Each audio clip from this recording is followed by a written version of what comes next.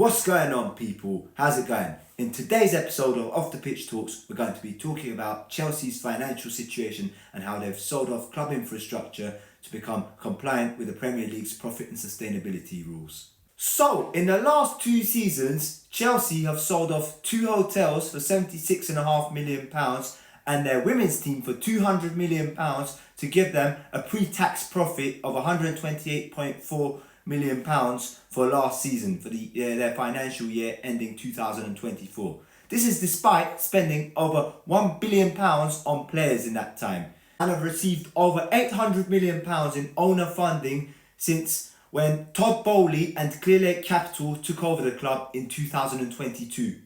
And just to clarify, they have sold their women's team and 2 hotels to a sister company within the Todd Boehly and Clearlake Capital setup.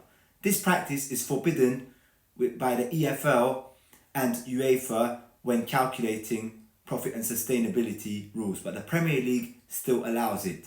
So just to make it simple, Chelsea Women's and the 2 hotels are owned by a different company under the same umbrella, but just not owned by Chelsea Football Club, owned by another company that's owned by Boehly and Clearlake.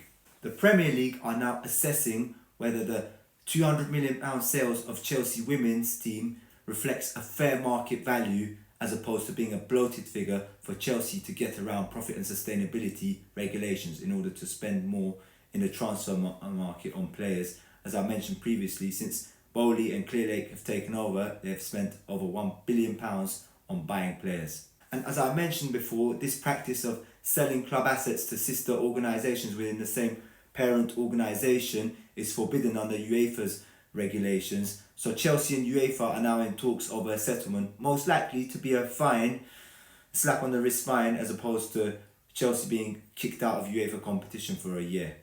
Chelsea have made over £600 million in operating losses over the last 3 years.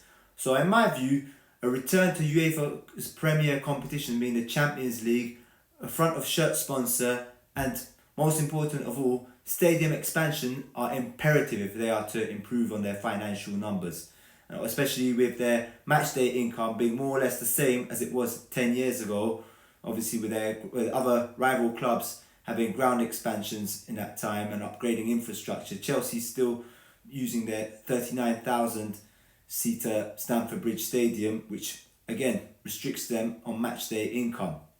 Thank you for listening, everyone, to this episode of Off the Pitch Talks podcast. Please recommend any future topics you want me to talk about. And if you could all do me a massive favour and go over and subscribe to our YouTube channel at Off the Pitch Talks. And if you could follow us on the socials at OTP Talks. And also follow us on Apple Podcasts, Spotify and Amazon Music at Off the Pitch Talks. That would be massively appreciated. Thank you.